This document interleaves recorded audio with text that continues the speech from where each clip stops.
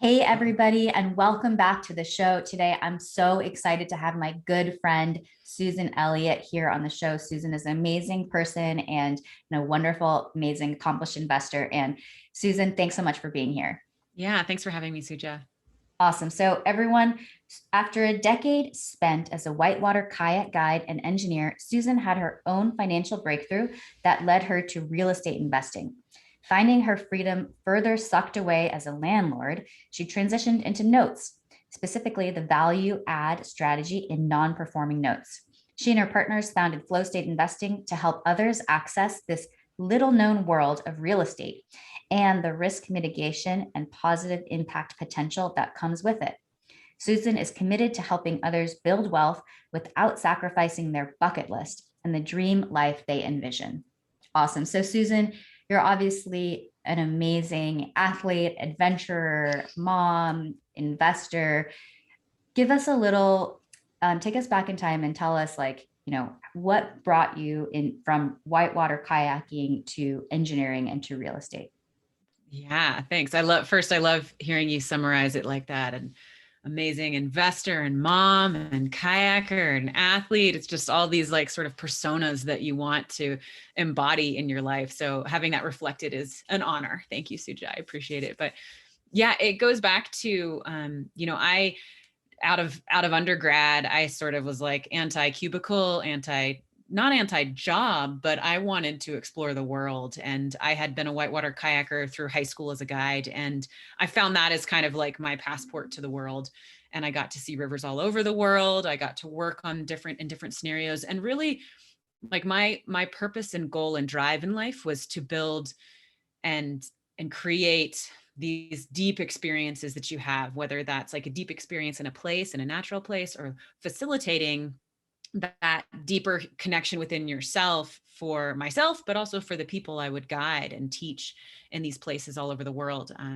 And that turned into me teaching high school for a traveling kayaking high school. And I traveled to China and Peru. I did other work in Costa Rica and Mexico. And but all the while I was pretty in denial of the need to make money. And unfortunately, I think that the dirtbag lifestyle of this sort of vagabond athlete, especially kayakers, I mean, I strove to be a class 5 kayaker. I wanted to be paddling over the waterfalls like the big guys at the time, right? I mean, there wasn't many girls doing it at the time. This was about 10 years ago. So it was something that you just didn't pursue making money, and I think that my own brain like internalized that is that it's not valuable for me to want to make money, and therefore I shouldn't factor that into my decision making. It just wasn't on the table. And of course that doesn't last for very long. That's not very sustainable to think about money that way. And it's also not a very big way to live. I mean, I also wanted to give back. I was volunteering for nonprofits. I was helping to get people out on the water on my own time to develop that deep connection, to do river stewardship projects. But I couldn't give any money. I couldn't give myself as much as I wanted to either. I didn't have that time freedom because I was forced to just work these jobs that probably didn't pay me as much. And so I decided that I needed to go back to school, as most people do. Oh, I'll get a graduate degree. I'll become an engineer. I actually am a river engineer, so I get to rework river systems so that they're healthier and serve as better resources for all of us. And but I came to find that that wasn't the solution either. That stripped me of the freedom that I had developed and this confidence and competence of traveling the world and doing it in a really, I don't know, authentic way of my own self. And it wasn't an expensive lifestyle, but it was freedom. And so I'm realizing, investing sort of brought those two worlds together. All of a sudden I could see myself having the time freedom that I wanted because passive income is so powerful in that way, but then also having the income freedom to be able to give more of my time, give more of myself, help get more people in the outdoors. And now that I'm become a mother, help my daughter be able to experience the outdoors and help her be able to travel the world. And I feel like real estate investing really was like brought all of those aspects of my life together, and has been, at least. That's really awesome. I want to just touch on something you mentioned about river engineering. It sounds like you got into being a river engineer in order to support and help the river natural environment. And how do you feel like, have you feel like you've actually been able to do that as a river engineer? That's a really great question. And I think I have. I see, the projects are really long that I work on. So it's not for 5 or 6 years that you actually see a project go in the ground, but that you see a project going in the ground, you see salmon spawning in places that historically they've never been. You and I both live in the Pacific Northwest, where salmon recovery efforts are huge, and they are sort of the keystone species of supporting a really healthy ecosystem, the cultural heritage of the salmon out here for the native peoples, and just a lot going on there. So it's really neat to be able to see that. But in terms of like day-to-day nitty-gritty, I'm not talking to a lot of people. I'm on my computer a lot. I do get to do fun survey work in remote regions, stomping around rivers and seeing wildlife. And that's really neat to see the river and see, how it's been degraded in ways that, start your brain thinking about how potentially you could get in there and sort of revitalize it in different ways. But I didn't see it on a day to day, and I didn't have as much human connection as I didn't know that I needed. I think that the guide in me wants to help facilitate things for people, and I want to work with people. And as an engineer, I was taught to like put my head down and just do the technical stuff over and over and over again, so that one day I could, work in business development or work in, and that I understand that, and I'm certainly, developing my technical expertise in many ways, but it's missing some big pieces there.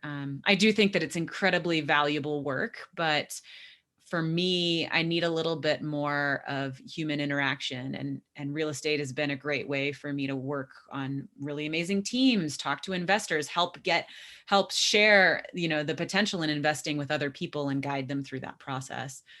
So it's a good balance in ways, but I do see that being tied to 40 hours in the engineering world felt suffocating to me a little bit. Yeah, definitely. I can relate to that, going to the 9 to 5 or 8 to 6, whatever it is, grind, or sometimes it's even more than that, is it can get very grueling for me personally. I definitely felt like I was living for weekends and evenings, and um it's just a lot when you're trying to have a life outside of work too. So I'd love to, Exactly. yeah, I'd love to hear more about, we know you were a dirtbagging kayaker, awesome Maybe still a athlete, and little bit of a dirtbag and kayaker. you still are, yes, but you were full on dirtbagging kayaker, and then you became a Yeah. river engineer, which is kind of a more traditional career path, but still something that you felt passionate about. Then what was it that kind of, I mean, and then maybe that started to feel a little bit too constraining. So what was it that kind of started drawing you into the real estate space? Yeah, I had a bit of a financial anxiety breakdown. I realized at a point where my daughter was about 9 months old, and I remember getting a bill. We were house sitting and renting, and we knew that we wanted to buy a house, and but didn't know how we were going to do that. So naturally, I just attacked it with like, okay, I'm going to learn everything there is to know about real estate and how we can get a really good deal and how it's going to work for us a little bit. And I didn't even know what I was talking about at that time. I had friends that invested in real estate, and so I kind of knew that there was potential there. And as soon as I started reading about real estate and learning about it, it was just like I just wanted the fire hose about every aspect of it. So, I bought my first primary residence. I house hacked it, converted it into a duplex, turned it into a rental right away, and I was like, I'm going to do this every year for the next 10 years, and then I'll be able to retire one day. And as I continue to learn more and about all the different asset classes and ways that you can do this, and the potential to build businesses in real estate and help other people do it at scale, right? So that if you're taking on bigger projects, you absolutely need the partners, investors who have the capital to come in. And it's all win-win too, which just shocked me. It's something that you don't, I think a lot of people, a misconception is that, well, if you're not active in this space, that you're not making as much money as you could be. And certainly, there's cases where being active, you can hit the jackpot. But it's not the case that you're going to hit the jackpot every time. And so to learn that if I could build a business in this, that there's huge potential that I could kind of take it even further. And I think I just jumped on that. It was that understanding that I could get the freedom back a little bit, the time freedom, working for myself. And even like this doesn't feel like work. I'm getting to build relationships with people, talk to people. I've got two amazing partners at Flow State Investing. That certainly helped, that we just all aligned immediately and went, notes is what we want to do, and we all went for it. And so, it's a lot of the worlds colliding, but it was that real estate and investing showed me that I could get the freedom that I had when I was traveling around the world as a kayaker. I could see that if I had a business in this, let alone like doing it on my own and leveraging my own capital to be able to support my family with passive income, it would just suddenly free up my time. And it also is that indefinite nature of real estate. If you just roll over capital into the next investment, and it's not as if we're depleting massive accounts that we've built up working for 35 years in the traditional retirement sense. So it just all made sense to me. Yeah, for sure. Do you want to just break that down for our listeners when you say you're not depleting, like, for people who aren't familiar with how these work? Great. Yeah. So I simultaneously, as I was learning about real estate investing, I also, learned a lot about the FIRE movement, financial independence, retire early. And so, the idea there is that you are putting as much money as you can away into investment accounts, whether that's retirement, sort of tax deferred retirement accounts, your solo 401k, your 401k with your business even. So I have an income, put max out all of those so that you're putting in as much money as you can early on to get that to grow, to compound. But then the idea there is that if you have a safe withdrawal rate, which is most people say is 4%, and you've hit your number, you calculate your financial freedom number, the number, the amount that it takes you to survive every year. Let's say that's $60,000 in a household, right? And so you multiply that times 25, that's your financial freedom number. And theoretically, if you only withdraw 4%, you can live off of that if it's compounding in the stock market, right? But you're still withdrawing an amount. I mean, it's compounding and it's growing, and that didn't feel right to me. It felt like you're still at the whim of the stock market. The stock market can completely crash. What if I needed it at the moment that it's crashing? All of a sudden, I've got to work another 5-10 years until the stock market improves. Whereas real estate is like, it's giving me cash flow. I'm collecting rents, or I'm collecting my, in note investing, we collect the monthly payment and we cash flow off the interest, right? And then when we have a full payout, which typically happens because most people refinance or they move on to a new house. So they sell their house and they pay off their full mortgage. I just roll that capital into a new investment, whether that's a buy and hold rental, whether that's a syndication, and I'm getting that monthly cash flow. But meanwhile, my principal is continuing to grow. And as long as I'm able to live off that monthly income piece, my principal can continue to grow, and I can sort of live off that monthly income indefinitely. So I'm working towards building my monthly income streams from real estate up to that financial freedom number, or my yearly income number. So hopefully that helped elucidate some of those. Certainly you could have, that's an entire master's course right there, perhaps, but it's worth it to learn it all. The freedom. Yeah, awesome. Yeah, I think that makes a lot of sense. And I just want to touch on something that you brought up, which is sort of the difference between the stock market and real estate. And you kind of went over, the basics of it, but can you just expand on why it is that you kind of prefer to have most of your investments in the stock market as opposed to real estate? Or opposite. So not in the stock market. And I do have some still investment accounts in the stock market. My husband prefers to have a diversified approach in that way. And so I support him in that. But I didn't like seeing, I've seen elderly friends of ours, luckily not my parents, want to retire in 2007, 2008, and just saw their accounts disappear, just evaporate. What they saw and had been working towards, I mean, almost just the mental anxiety of that to me was like, wow, I don't ever want to open up my accounts and see that it's totally lost. Now, at the same time, a lot of people in real estate lost a lot of value there too. But if you were able to hold that rent, that capital, and continue to get some rents out of it, then you can weigh that out. But something about the stock market, whereas I don't know the companies that I'm investing in, I don't know what it's going to really do in the long term. I trust that it probably will stay the same as it has in the future. I don't think that it's going to evaporate or anything. But the real estate is hard assets, right? And it's things that people want and need. It's something that I could evaluate. I could do my own due diligence upon and be able to, have a little bit more confidence in what my money is doing and how it's growing. Yeah, for sure. Thanks so much. And folks, just we're obviously going to have a separate episode where Susan talks more about notes. But I think this is really important to dive into, Susan, your kind of personal story. So I'd love to hear about how, the transition from doing house hacking and flipping to more real estate investing, how that kind of like has changed as a result of your journey into being a mom and having a kid. Yeah, that's a great question.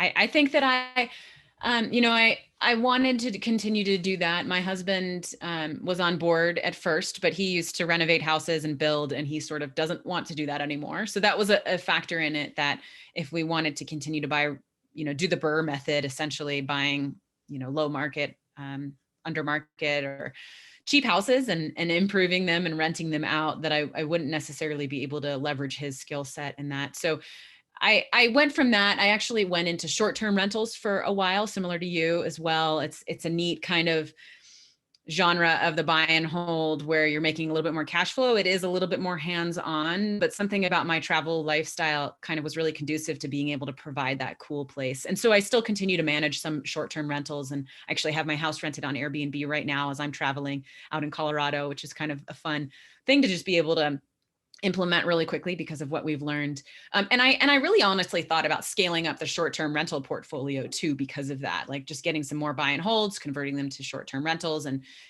making that my asset choice of preference. So I guess to go back to your question, right? So I still thought, oh, okay, I can still buy a house a year potentially and convert it into a rental as we go.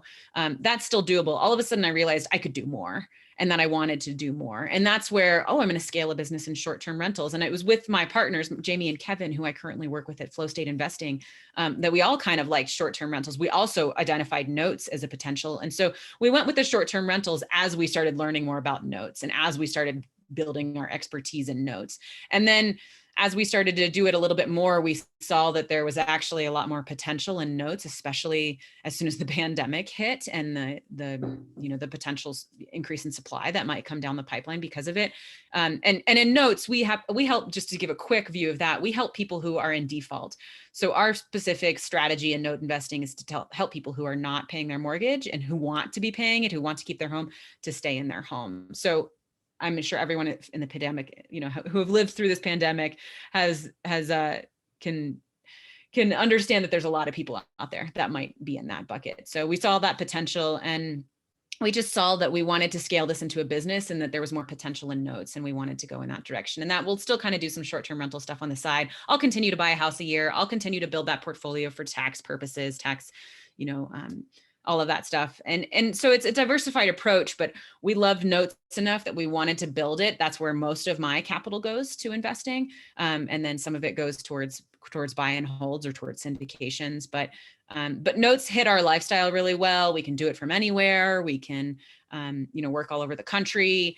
It's making a positive impact. You just have to find your own niche of like what asset class aligns with you, and not just your financial investing goals, but like your personal goals. What is this doing in the world?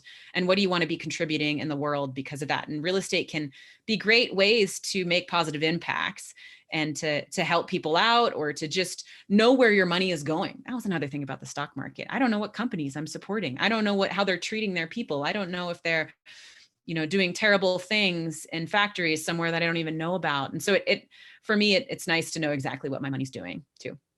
Long answer. Yeah, no, for sure. But no, I mean, I think that's all really important. And so thanks so much for giving that overview. Okay, so folks, just so you know, we are going to have another episode where we talk more about notes, but thanks for that overview. So I think for the last question for today, I want to ask you, Susan, how did your background as an adventure athlete, how does that guide and help you in your business today?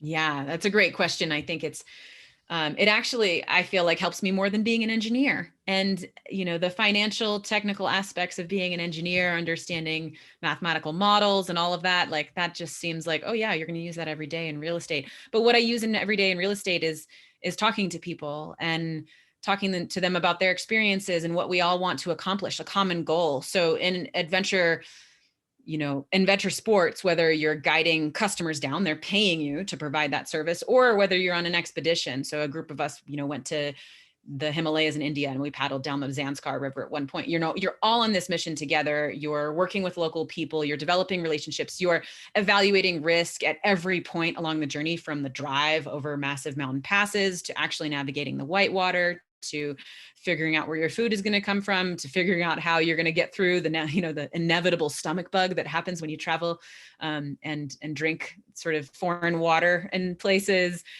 You're constantly evaluating this risk analysis, and you're doing it with a group of people that you need to get along with, that you may not like, new people. And there's just so many parallels to that in real estate investing, where, this is a journey that we're kind of all on together. And so I hope that people can know that relationships are such a big part of it. And you need to have the confidence in your team members, as you do with adventure travel in remote regions where you don't have access to medical care, whether you're taking on some more risks with your own skill set in sports. And yeah, there's a lot of cool things that I find myself drawing upon in real estate investing from Yeah, that. for sure.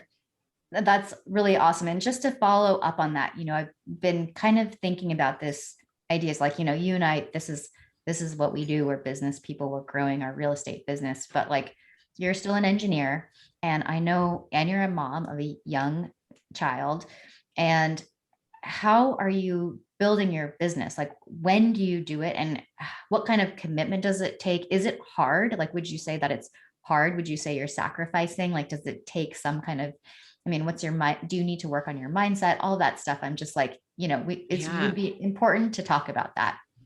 Yeah, I think that you have to really want it. I remember hearing podcast interviews when I first got started of people saying, well, in order to build my business, I had to basically like not see my kids for the first 5 years. And I just thought to myself, that's not available. That's not even a question. There's no way that I would miss my daughter growing up, let alone, spend that amount of time. But then all of a sudden I realized sometimes, I'm working a 40-hour job, or 30 to 40-hour job, but I wake up at 4:30 and I do 2 hours of work before I do a little bit at lunch, and then I do a little bit at dinner time, and I work on the weekends. And that sounds like a lot. It sounds like I'm sacrificing. I'm glad you used that word, because I hear that word from people. Well, what, you have to be sacrificing something, but you just list your priorities. What are your priorities? My family, my own health, getting out, doing adventures, doing my own, that's sanity, that's health, building my business, my job, doing good work as an engineer. And I just make all 4 of those things happen. Sometimes I have to say no to other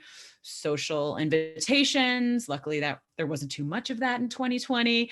But I find myself surprisingly happy on a day-to-day basis, because it's the present moment that I want to be happy. I'm working my butt off to be able to do this, because I know the potential, I believe in it, and I know that it won't be forever. And I know that I'm still giving as much of myself to these other priorities that I have in my life. But it takes the time to identify those and really see what you're doing with your time. Really, maybe that means write down every hour that you're spending for a whole week and see which hours you don't need to be doing certain things, right? And you find time for it. If it's a priority, you find time for it. And if you love it, it doesn't feel like it's grueling, basically. For sure. Yeah, there's just so much there. So we'll have to maybe do another episode just on that last work-life balance. Yeah, the mindset of, because I think everybody, even if you have a 40-hour job and you're not trying to scale a real estate business as I am, as you are, it's your investing should be treated as a business, and you should carve out time for it, but it should be fun. Mm-hmm. And you should get excited when you make another investment, because the potential, what you're doing, and what you're doing for your future self and your present self. Like when you get those monthly checks in the mail, it's pretty awesome. So it should be fun, and we should all treat it like a business. So I think it really applies to everybody, all your listeners, I bet. Yeah. Awesome. Okay. Well, thank you, Susan, so much for coming on the show, and we'll have to have you on again very soon. Why don't you take a moment and tell the listeners how they can get a hold of you and anything else you'd like to share? Sure. I love talking to people about note investing, or just any of this, anything that aligns with you. Shoot me an email. I'm susan@flowstateinvesting.com. You can sign up for our investor circle and get more info about potentially getting your money working in note investments. You can also find me on Instagram and Facebook. My personal Instagram is @SheSeeksFlow, but Flow State Investing is all over there as well. So reach out to me. Don't hesitate. Always open to chat. Awesome. Well, we'll make sure Susan's contact info is in the show notes, and everyone make sure to reach out to Susan. She's totally awesome. Thanks, Susan. We'll see you next time. Yeah. Thanks, Suja. I look forward to it.